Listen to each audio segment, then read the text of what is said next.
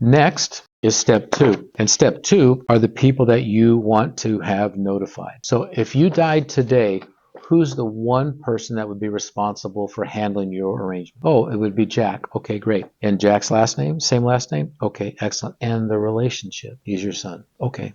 And after Jack, who else would you want to have notified? Then all you're going to do is go through this and you're going to ask the name and relationship. Name and relationship. Name and relationship. Then when they say, oh, that's too many, there's not enough, I got more, you should have a blank piece of paper so that you can write that. And again, it's name and relationship. Once you've exhausted the name and relationship, then you say this. Now, what's required is their phone number and the city that they live in. So if you would go ahead and get your address book or your phone, so that way I can write these down. Okay, they're going to go get their phone. After you fill it in, you say thank you. Now, step 3, these are your personal preferences. So I'm going to be asking you some questions. It may be a challenge to answer, but I'm required to ask them, and I apologize in advance. Next, what you're going to do on step 3, it says preferred funeral home, leave that blank. Church preference, you can ask them the church preference. Then where it says officiant, which is this one right here, you ask them like this. Now, who would you want to officiate your services? And they're going to say, oh, I don't know, or they're going to name somebody. If they say, I don't know, or they're hesitate, all you have to do is simply say, well, usually it's one of 4 people. It's either clergy, family, friend, or the funeral director. Which of those would it be? And then they're going to tell you. Then you're going to go through disposition. Disposition is either burial or cremation. So let's just say that they want to be cremated, and that's all that they want. Then what you're going to do is say like this. Now, Betty, if your son-in-law Jim called you at night, and he never calls you at night, and he says, Mom, Jackie has died, and she just wanted to be cremated tomorrow, would you want to have some time to spend with your baby to say goodbye before the cremation took place? You would. Well, is it unreasonable that they might want to spend some time with you? So there's a couple ways that could be done so they could spend time with you. Number 1, you could have a traditional gathering. It's just like any service that you've ever been to before. You'll be in a casket that you don't have to buy. And then at the end of the service, you would be taken to the crematory. Now, the other thing that you could do is what's called private family time. And private family time is immediate family only. You're placed on a funeral table with a blanket and you're made to look nice. And then that way they can come and hold your hand and say goodbye. Which of the 2 makes the most sense for you? And then whatever they say, you write it down. Services to be held at either the mortuary, chapel, church, or graveside. So if they want to have it at a church, you'll just mark down church and write the name of the church there. If they want it at the mortuary, which is the funeral home, just check that the mortuary. Don't put anything on the line. Now, when it gets to obituary, as far as obituary, most people put that on the funeral home website because typically it's free. Oh, okay, great. And then I just write FH right there, FH web or funeral home website, whatever you want to do. As far as newspapers, you don't have to worry about that.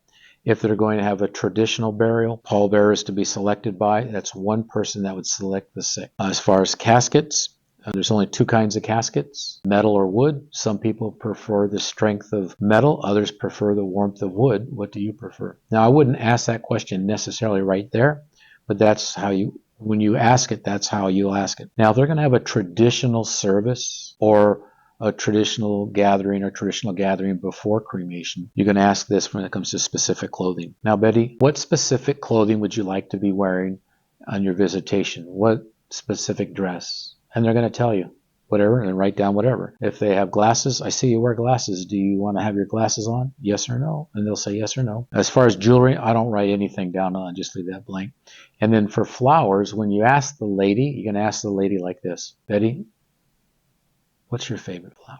He's going to tell you. The guy, you're going to say, what kind of flowers do you like, Bill? And he's either going to tell you or he's going to go, I don't know. Then you just go, oh, that's the A and Y variety. And then you just write A and Y. Favorite music selections, you can just ask, hey, what kind of music do you like? And they're going to tell you. Specific request to be performed at the service. If it's a military, if you're with a veteran, you're going to say, specific request to be performed at service. I'm sure you want your military honors, right? And they're going to say yes, most of them. So you'll just write military honors. Favorite favorite literature or religious passage or verse, they're going to give that to you. They may say nothing. Now, as far as special message, what you're going to say is, now, let's say that you're on your deathbed and you wanted to leave a special message for your loved one. What would you say to them? Now, they're going to say, oh, I don't know.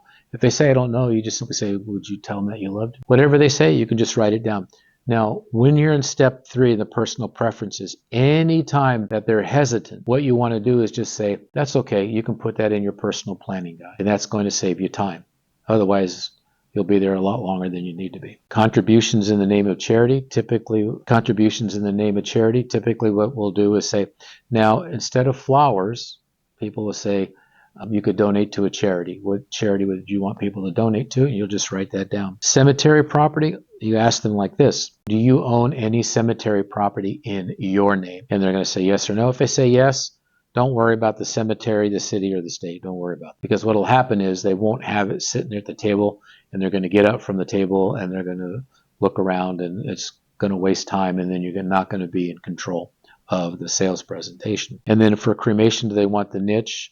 Or they want earth burial. If they're veterans, if one's a veteran, one's a spouse, they both have to go into the same place. So if the one veteran wants traditional burial and the other veteran wants to be and the other person wants to be cremated, then they both go in the same place, which would be the earth. If they're both veterans, then they can each have their own spot. So that's that. Now, after you've filled this in, then what you're going to do is take this and turn it around and say, now, these are your personal preferences. They start here and they go down to here. Take a look at this and let me know if there's anything you want me to add or to change, and then hand it to them. Let them look. They may change. Okay, now, if there's nothing to change, everything's fine, then you take this and you go like this. And you go, now, Bill, these are Betty's wishes and wants, and you're willing to honor, respect, and carry those out for her. And he's going to say, and then you go to the lady and say, and you're willing to do the same for your husband? She's going to say, yeah. Now, after that, you just turn it over and say, now let's just take a look at the reason that we're here today. So you want to ask yourself the question,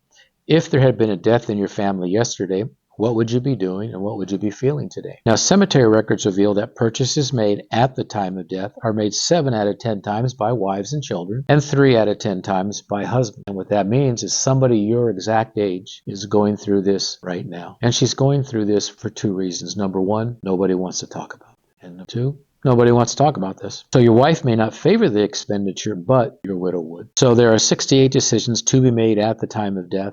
And our Veterans Funeral Plan has been designed to reduce those decisions to 3 simple steps. 1, to gather the vital statistics and historical information, which we have done. 2, to prearrange and pay for the cemetery, but you're going into the national cemetery, so there is nothing for that. And to prearrange and pay for your funeral arrangements or cremation arrangements, and that's what we're doing today. So why do loving families pre-plan? Well, it's to freeze the cost at today's prices, stop the escalating cost of 6 to 11% annually, and you'll be able to handle these decisions together rather than alone and confused, and you'll have peace of mind because you're leaving solutions now. So why the Veterans Funeral Plan? Well, we serve families from coast to coast. We have premier locations without premier pricing. We're the best value, stops inflation cold, and what could be a more intimate family environment than sitting right here at your own table? Because most people do not want to go to a funeral, even on a good day. And all arrangements and decisions are provided to the family in writing. Now, this is the umbrella of protection.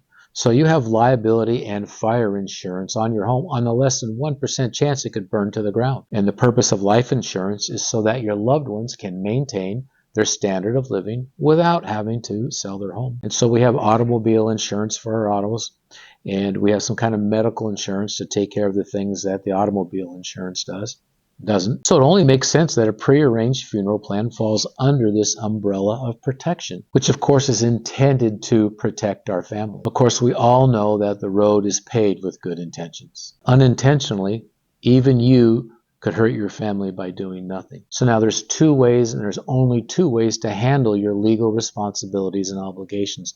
There aren't 3, there aren't 4, there aren't 5, there's only 2. The hard way and the easy way. The hard way means waiting until death, which causes grief, indecision, and stress, haste, confusion, and regret. Cash at higher prices, not because of inflation, but because of emotional overspending, which causes loss of income, and worse, your wishes may not be known. Then there's the easy way, which is the ability to reason. You'll have peace of mind, monthly payments to fit any budget, stops inflation cold, and your decisions are made together, your wishes are shared, and your choices are made calmly. So which of the two ways makes the most sense for your family? They're typically going to say the easy way.